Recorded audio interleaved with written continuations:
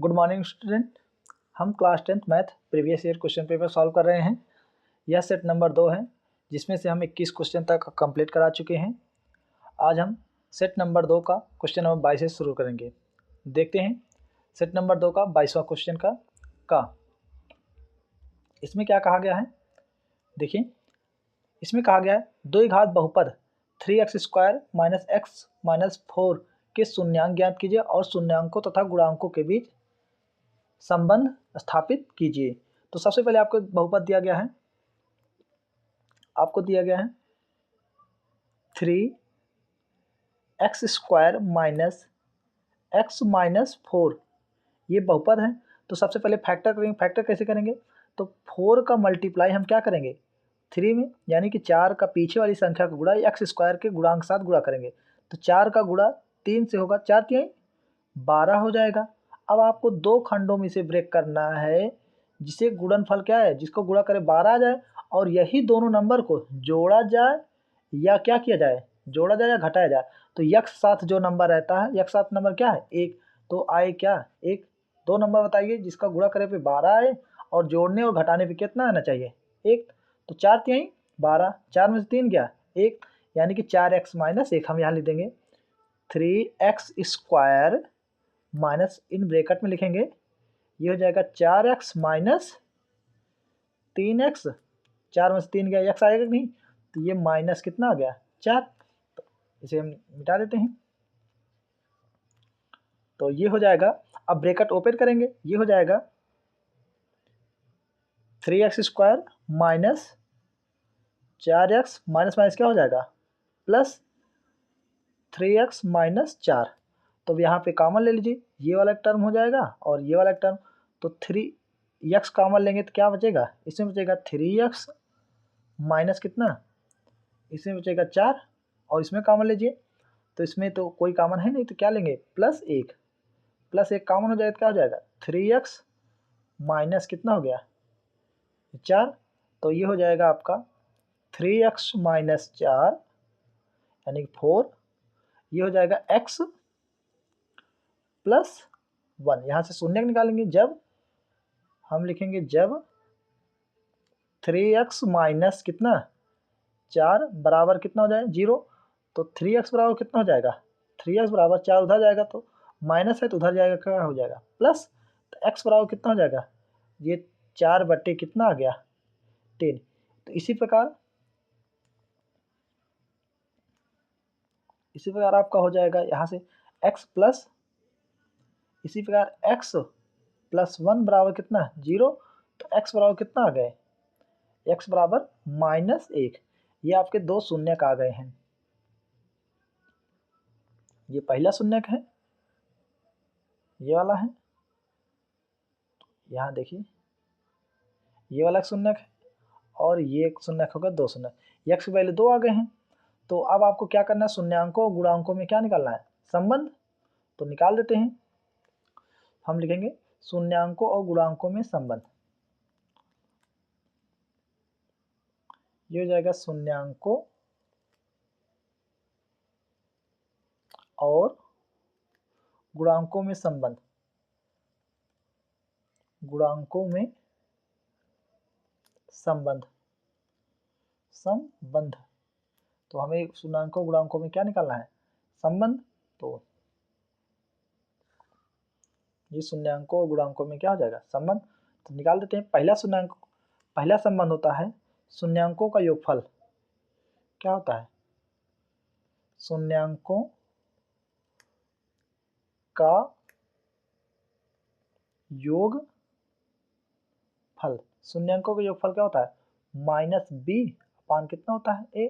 तो शून्यांक 2 निकले हैं, एक निकला है 4/3 प्लस ऐड करिए दूसरा शून्यांक कितना है -1। तो ये किसके बराबर आना चाहिए -b का स्थान कितना है, b आपका है ये है a, x² साथ जो रहता है a, x साथ रहेगा जो b उसे क्या कहेंगे c। तो x साथ क्या है -1, तो हम लिखेंगे -1 एक ब्रैकेट में बटे एक स्थान पे कितना, एक स्थान पे कितना तो 3। तो सॉल्व करिए, तो ये 4 3 1 सॉरी 3 का गुणा उधर एक जाएगा 3 1 3, 4 प्लस माइनस माइनस 3 बटे कितना 3, तो ये देखिए कितना आया। अब यहाँ देखेंगे तो माइनस माइनस प्लस 1/3, तो ये क्या हो गया 4 में से 3 गया 1/3 बराबर कितना है 1/3, तो ये क्या है सत्य है, यानी कि ये क्या है सही है। तो दूसरा निकाल लेते हैं संबंध। दूसरा यहाँ देख लिए, और पहला संबंध तो ये होता है, दूसरा संबंध होता है शून्यांकों का गुणनफल। शून्यांकों का, यहाँ देख लीजिए, शून्यांकों का गुणनफल क्या होता है। शून्यांकों का गुणनफल होता है किसके बराबर ये प्लस सी अपान कितना है ए, तो सी अपान ए के बराबर। तो यहाँ शून्यांकों का गुणनफल क्या है, पहले देखिए 4/3 दिया गया है, गुणा कितना है -1। जब आप इसे सॉल्व करेंगे तो यहाँ देखिए सी का स्थान कितना है -4, -4/1 का स्थान कितना 3। सॉल्व करिए तो 4 × 1 तो कितना हो जाएगा -4/3 बराबर कितना आया -4/3। ये भी क्या है ये सत्य है। तो यानी कि हमने दो संबंध निकाले, एक शून्यांकों का योगफल और शून्यांकों का गुणनफल। ये आपको ध्यान देते रहना है। नेक्स्ट क्वेश्चन देखते हैं, इसमें क्या कहा गया है, निम्नलिखित रैखिक समीकरणों के युग्म को हल कीजिए। ये आपको दो रैखिक समीकरण दिए गए हैं, 0.2x प्लस 0.3y बराबर 1.3, तो 0.4x माइनस 0.5y बराबर -0.10। तो सबसे पहले आप क्या करिए, इसमें 10 से गुणा कर दीजिए, तो ये डेसिमल ही गायब हो जाए।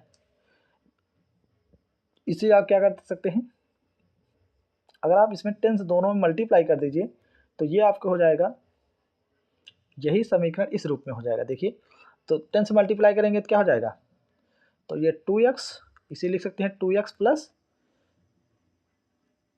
3y बराबर कितना 13 यानी कि 13। तो इसमें 10 से मल्टीप्लाई कर इसको आप इस प्रकार लिख सकते हैं, 10 से मल्टीप्लाई इसमें कर दीजिए दोनों साइड में, तो ये हो जाएगा 4x माइनस 5y बराबर कितना आ गया -7। अब ये बन जाएगा समीकरण नंबर 1। समीकरण नंबर क्या, समीकरण नंबर 2। अब आप समीकरण इसे सॉल्व कर दीजिए। सॉल्व करने का सबसे बढ़िया तरीका है y को क्या कर दीजिए बराबर, इसमें y के साथ 5 है तो समीकरण 1 में किससे मल्टीप्लाई कर दीजिए 5 से, y के साथ इसमें कितना है 3, तो समीकरण 2 में किससे मल्टीप्लाई कर दीजिए 3 से। हम लिखेंगे समीकरण 1 में 5 से गुणा, 5 से गुणा, और 2 में, समीकरण 2 में किससे गुणा करें, समीकरण 2 में 3 से गुणा करके क्या करेंगे, जोड़ेंगे। ये प्लस माइनस गुणा करके जोड़ने पर देखिए तो क्या हो जाएगा, जैसे आप जोड़ेंगे पहले तो गुणा करिए, 5 दूनी 10, 10x प्लस 5 तिहाई 15 y बराबर, ये देखिए 5 × 13, 13 बचे 65। इसी प्रकार 3 से गुणा करिए, 3 चौक 12x माइनस 3 बचे 15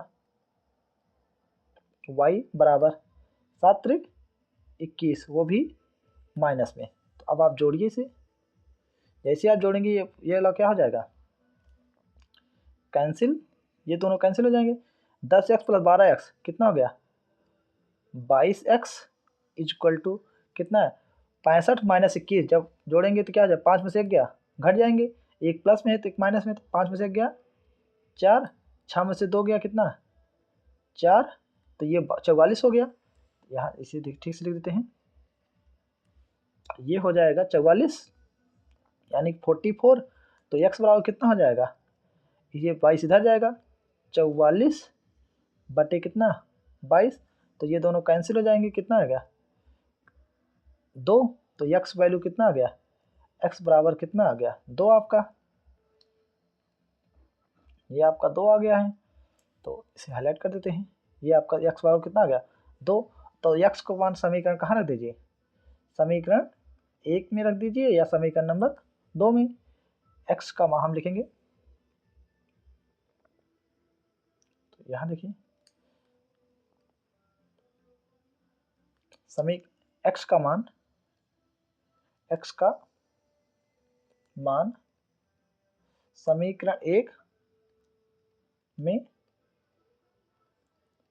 रखने पर, समीकरण 1 कहाँ ये है, तो इसमें रखिए 2x प्लस 3y बराबर कितना था 13, तो x के स्थान पे 2 रख दीजिए, 2 गुणे 2 प्लस 3y बराबर कितना 13, तो 3y बराबर कितना हो जाएगा 13, 2 दूनी 4, ये उधर जाएगा तो कितना हो जाएगा -4, तो 3y बराबर कितना 13 में 4 गया 9, तो यहाँ से आप y बराबर कितना हो जाएगा, y बराबर हो जाएगा 9/3, 3 त्रिक 9, तो y बराबर कितना आ गया, y का वैल्यू कितना आ गया 3, तो ये आपका आ गया समीकरण नंबर, y का भी मान निकल गया है,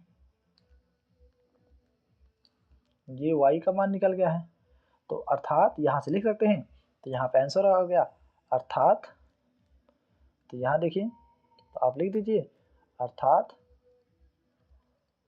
x बराबर कितना, x बराबर 2 और y बराबर कितना निकला 3, ये आपका क्या हो गए आंसर। नेक्स्ट क्वेश्चन देखते हैं इसी प्रकार,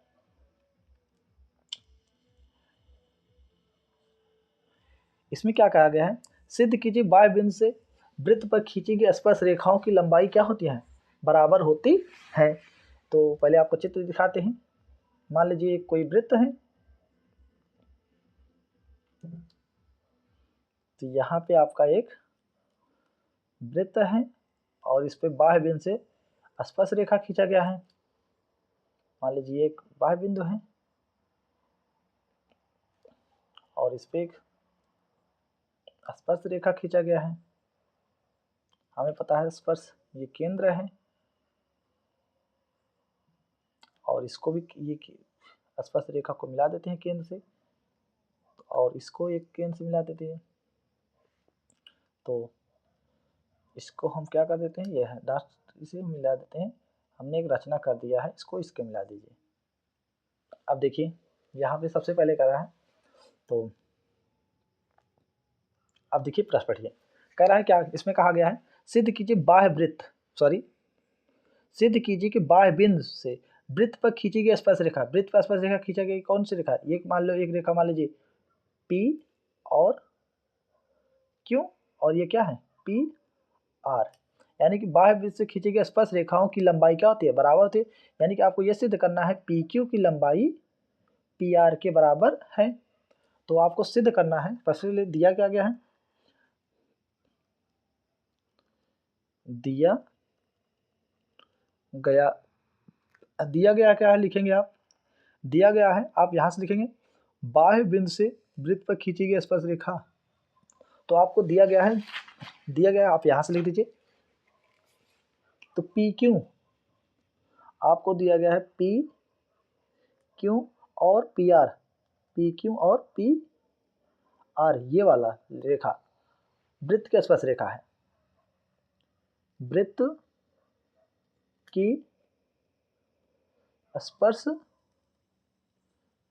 रेखा है, आपको सिद्ध करना है, फिर लिखेंगे सिद्ध करना है, क्या सिद्ध करना है, सिद्ध करना है कि PQ की लंबाई किसके बराबर है PR, PQ बराबर किसके है PR, हमने रचना क्या कर दिया है, अब देखो इसमें रचना की है, कंस्ट्रक्शन की है, रचना हमने कर दिया है, P को O से मिला दिया गया है, OP को मिलाया, सिर्फ हमने OP को क्या कर दिया मिला दिया गया है। तो अब देखिए सबसे पहले आपको उपपत्ति में हम लिखने वाले हैं, देखो कैसे प्रूव करेंगे, आपको ये सिद्ध करने के लिए आपको कुछ नहीं करना है, एक ट्रायंगल ये ऊपर बढ़ रहा है और एक ट्रायंगल नीचे, तो इन दोनों ट्रायंगल को क्या कर दीजिए सर्वांग सम सिद्ध कर दीजिए, अपने आप ये क्या हो जाएगा, तो PQ बराबर किसके हो जाएगा PR के बराबर हो जाएगा। अब देखिए कैसे हम सर्वांग सम सिद्ध करेंगे, तो यहाँ पे हम देखेंगे हमें पता है। तो यहाँ देखिए वृत्त की त्रिज्या यहाँ पे क्यों पे कितना डिग्री कोण बनेगा 90 डिग्री। क्यों? ये वृत्त की त्रिज्या है और ये क्या है स्पर्श रेखा। हमें पता है स्पर्श रेखा और त्रिज्या क्या होती है एक दूसरे पे 90 डिग्री कोण बनाती हैं। ठीक उसी बार यहाँ पे देखिए ये भी पी आर भी तो स्पर्श रेखा है और ये क्या है त्रिज्या है वृत्त की, तो इसके बीच कोण कितना बनेगा 90 डिग्री। यहाँ पे कोण 90 डिग्री और ये वाली भुजा इसके बराबर होगा। क्यों? क्योंकि दोनों वृत्त की त्रिज्याएं हैं। हमें पता है 90 डिग्री सामने भुजा को क्या कहते हैं कर्ण, इसमें और इसमें भी 90 डिग्री सामने क्या है कर्ण। ये तो दोनों कॉमन में है तो ये कर्ण दोनों त्रिभुज में कर्ण बराबर हो गया। एक कर्ण और एक 90 डिग्री और एक भुजा दोनों में बराबर है, इसलिए त्रिभुज क्या हो जाएंगे सर्वांग सम। तो हम लिखेंगे क्या इन ट्रायंगल, पहले ऊपर वाला ट्रायंगल पी ओ क्यू और ट्रायंगल कौन सा नीचे वाला ट्रायंगल पी आर ओ, इसीलिए लीजिए पी आर ओ में हम इसे प्रूव कैसे करेंगे। देखो सबसे पहले लिखेंगे ओ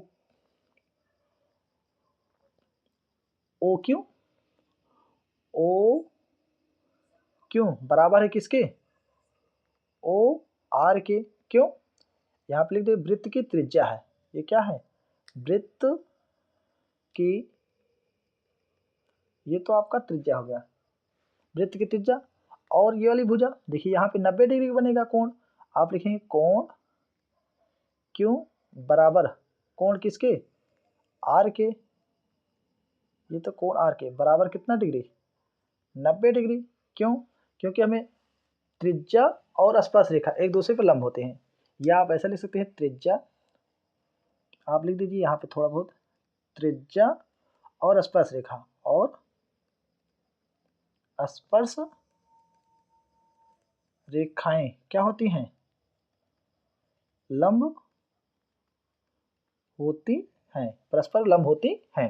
तो थोड़ा सरल भाषा में लिख दीजिए, आप लिख दीजिए। तो ये कोण 90 डिग्री हो गया और ये त्रिज्या बराबर, और यहाँ देखिए ओपी बराबर किसके है ओपी के दोनों त्रिभुज में है ये भुजा, तो ये तो उभयनिष्ठ हो गया। ये क्या हो जाएगा उभयनिष्ठ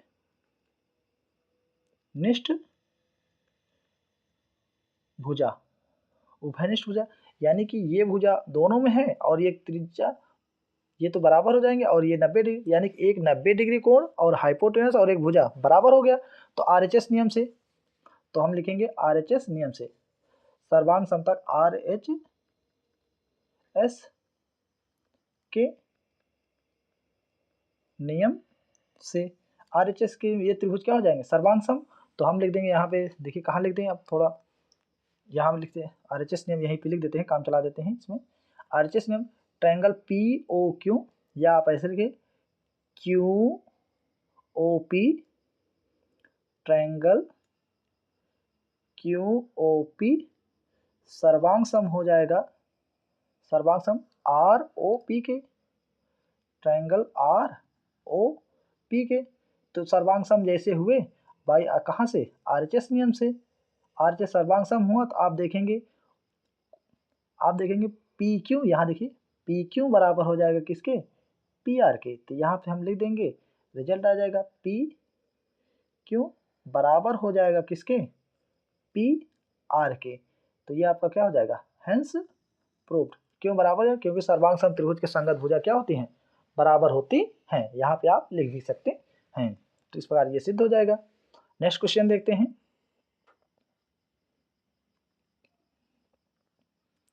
इसमें क्या कहा गया है, एक त्रिभुज एबीसी की भुजा बीसी पर एक बिंदु डी इस प्रकार है कि कोण एडीसी बराबर है कोण बीएसी। तो सिद्ध कीजिए कि सी ए स्क्वायर बराबर सी बी गुणे सी डी। तो आपको कुछ नहीं करना है, सबसे पहले जो है त्रिभुज बना दीजिए। देखिए सबसे पहले हम क्या बनाते हैं एक ट्रायंगल बना देते हैं। यहाँ पे यहाँ देखिए एक ट्रायंगल है हमारे पास, जैसे क्या वैसे चित्र बनाते हैं। एक ट्रायंगल है और जिसका नाम क्या है एक ट्रायंगल एबीसी है। तो लिख देते हैं ए, एक ट्रायंगल बी और एक क्या है एक सी है। एक ट्रायंगल त्रिभुज एबीसी की बीसी पर एक बिंदु डी है, मान लेते हैं इस पॉइंट पर क्या है, एक बिंदु डी है, तो यहाँ पे BC पर एक बिंदु डी इस प्रकार है कि कोण ADC, अब देखो यहाँ पे पहले मिला देते हैं, तो ये वाला भुजा इसके मिलाया है।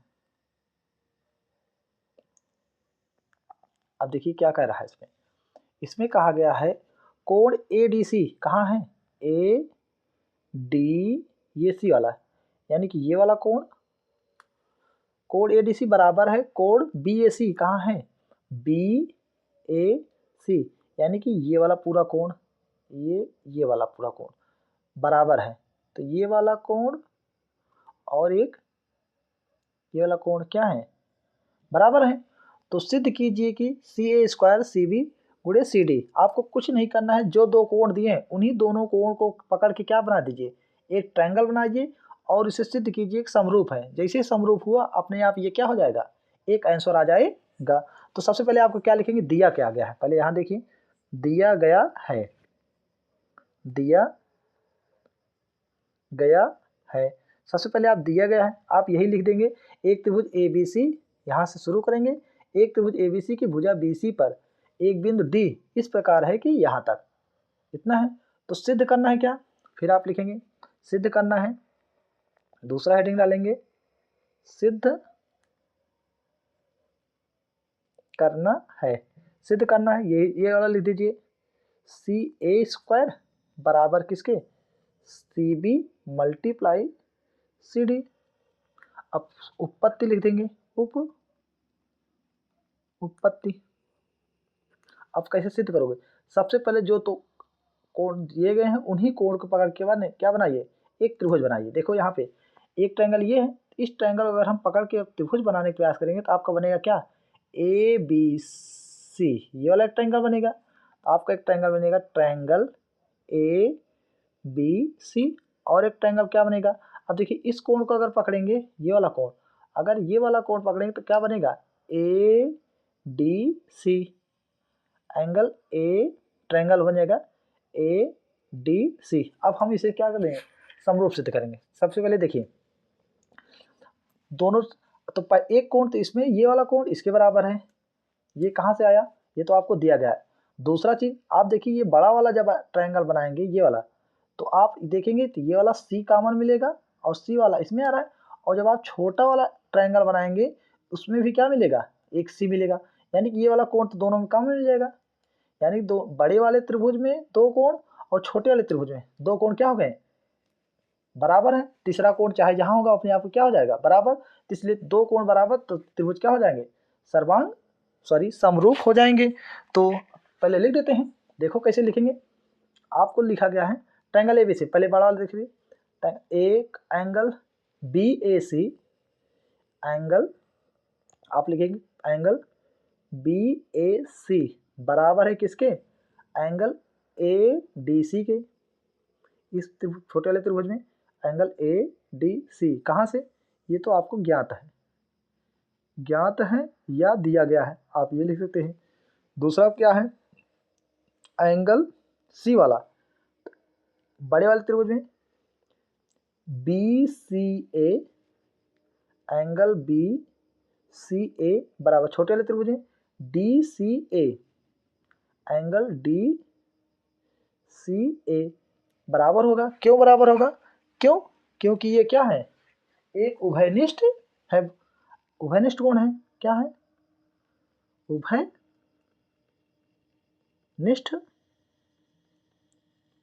कोण है, उभयनिष्ठ कोण है, उभयनिष्ठ कोण है। अगर दो कोण बराबर है तो त्रिभुज क्या होते हैं, समरूप होते हैं। इसलिए आप लिखेंगे यहाँ डायरेक्ट लिखेंगे, इसलिए तो बड़ा कैसे लिखेंगे, ACB, ट्रायंगल ACB समरूप चिन्ह लगाएंगे, जो चीज एंगल इसमें बराबर है तो इसमें D के बराबर, DCA आप लिख देंगे, ये DCA, तो ये आपका क्या हो गया, त्रिभुज समरूप हो गया। तो जैसे ये समरूप हुआ, अगर समरूप त्रिभुज के संगत भुजाओं का अनुपात क्या होता है, बराबर। तो यहाँ पे देखिए कैसे हम लिखेंगे, जैसे ये समरूप हुआ तो आप लिख देंगे, यहाँ देखिए तो समरूप त्रिभुज के भुजाओं का अनुपात क्या होता है, बराबर होता है। तो यहाँ AC जैसे आप चलिए इसमें AC इसमें भी वैसे चलिए, AC बटे DC आप लिखेंगे AC बटे कितना DC बराबर, तो इसमें वही चलिए। अब फिर आप C से B चलिए, तो इसमें भी आप वैसे चलिए, C से B बराबर CA, C से B बराबर कितना हो जाएगा CA। तो यहाँ से देखिए, अब आप क्रॉस मल्टीप्लाई कर दीजिए, ये वाला मल्टीप्लाई इसमें जाएगा और ये वाला मल्टीप्लाई करिएगा किसमें, इसमें CA CA, ये तो AC CA मतलब दोनों एक हैं, यानी कि ये वाला और ये वाला भुजा बराबर है, यानी AC और ये भी क्या है AC या CA, तो CA और CA ये दोनों क्या हो जाएंगे, स्क्वायर हो जाएगा, तो ये हो जाएगा CA का स्क्वायर बराबर DC गुणे CB, क्या हो जाएगा, या आप लिखिए CB गुणे, तो ये इधर मल्टीप्लाई करके क्या हो जाएगा DC। यही तो आपको प्रूफ करना था, ये आपका क्या हो गया, सिद्ध हो गया। आपको कुछ नहीं करना, बस ये आपका क्या हो जाएगा आंसर। आपको दो एंगल दिए गए हैं, उसी एंगल को पकड़ के क्या बना दिया गया, एक त्रिभुज बना दीजिए, अपने आप समरूप सिद्ध कीजिए। समरूप भुजाओं, त्रिभुज की भुजाओं का अनुपात क्या होता है, बराबर। तो जैसे आप क्रॉस मल्टीप्लाई करेंगे आप देखेंगे ये आपका क्या आ चुका रहेगा आपका आंसर। तो देखते हैं, आगे बढ़ते हैं। नेक्स्ट क्वेश्चन आपसे कहा गया है, इसमें क्या कहा गया, निम्नलिखित बारंबारता सारणी का माध्यक ज्ञात कीजिए। माध्यक ज्ञात करने के लिए आपको क्या करना है, सबसे पहले आप संचयी बारंबारता निकाल लीजिए। संचयी बारंबारता के लिए यहाँ एक लिस्ट बना देते हैं, यह देखिए।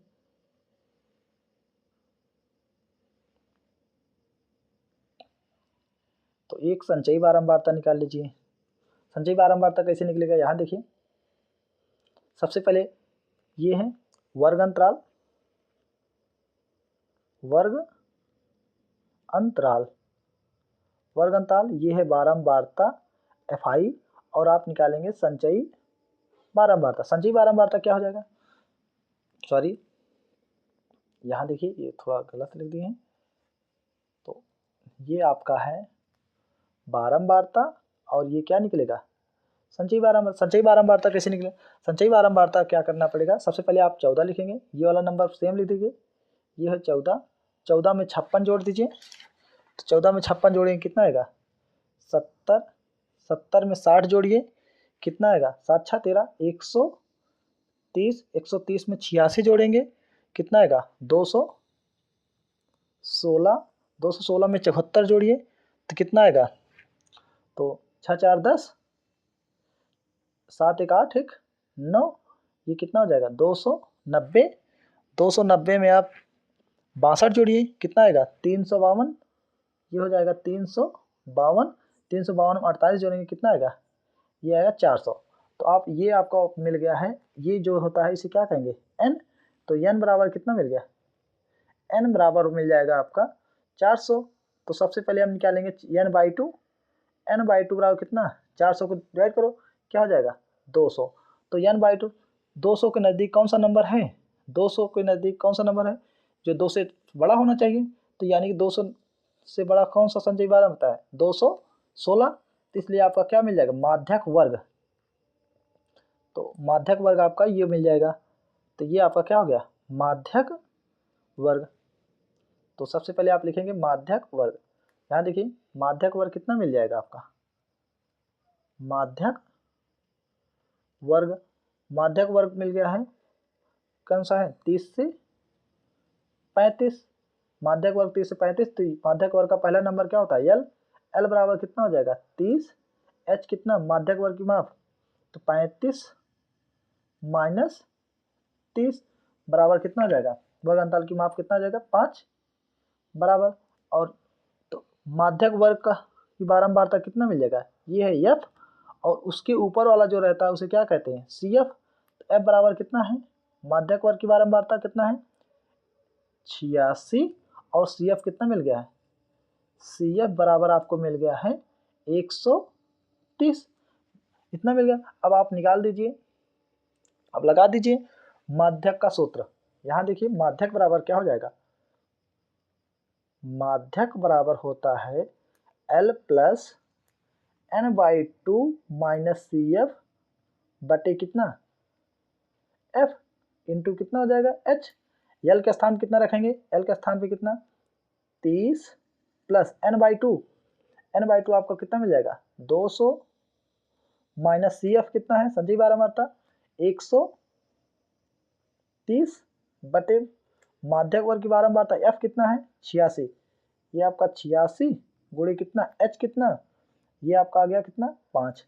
तो आप इसे सॉल्व करिए, ये हो गया 30 प्लस 200 में से 130 गया 70 बटे कितना, ये हो जाएगा 86 गुणे कितना 5। तो 2 से डिवाइड हो जाएगा तो काट दीजिए, डिवाइड कर दीजिए, ये हो जाएगा 2 3 6 2 5 10, ये हो जाएगा 2 चौक 8 2 3 6। तो आपका आ गया 30 प्लस 35 गुणे 5 35 गुणे 5 बटे कितना 43। तो ये हो जाएगा 30 प्लस 35 गुणे 5 55 25 5 3 15 2 17 बटे कितना 100 सॉरी ये 43।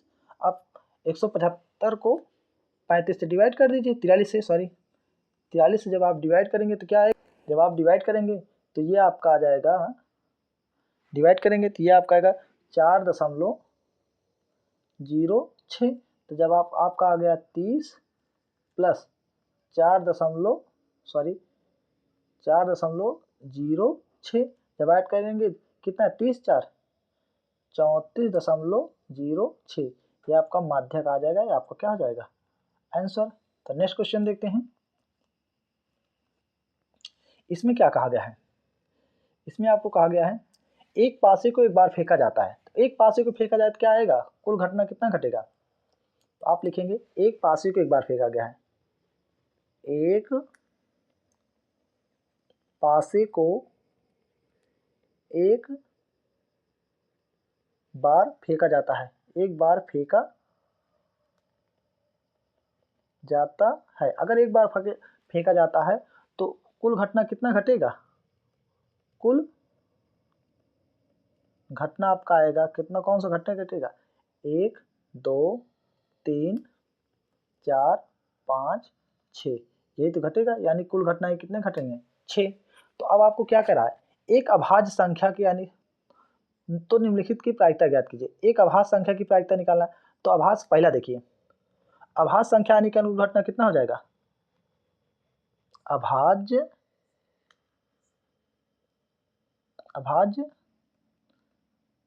संख्या आने की अनुकूल घटना कितना है, अनुकूल घटना। अभाज्य संख्या आने की अनुकूल घटना कितना हो जाएगा, अभाज्य संख्या कौन कौन सा है, 2 है, एक है 3 और कितना है 5। तो ये 3 संख्या है, तो अभाज्य संख्या के अनुकूल घटना कितना हो जाएगा 3। तो प्रायिकता क्या हो जाएगा, प्रायिकता अभाज्य संख्या की, तो अभाज्य संख्या क्या हो जाएगा, अनुकूल घटना बटे कुल घटना। प्रायिकता का फॉर्मूला होता है अनुकूल घटना बटे क्या होता है, ये हो जाएगा कुल घटना, ये कुल घटना। तो अभाज्य संख्या आने की अनुकूल घटना कितना है 3 और कुल घटना कितना है 6। तो जब आप डिवाइड मारेंगे तो ये क्या 3 का नाम 3 3 दूनी 6, तो कितना आया 1/2। ये आपका क्या हो जाएगा, अभाज्य संख्या आने की अनुकूल घटना की प्रायिकता कितना 1/2। दूसरा देखिए, दूसरा क्या आया 2 से 6 के बीच स्थित कोई संख्या आने की प्रायिकता। तो पहले देख लेते 2 से 6 के बीच संख्या आने की अनुकूल घटना कितना है। यहाँ देखिए 2 से 6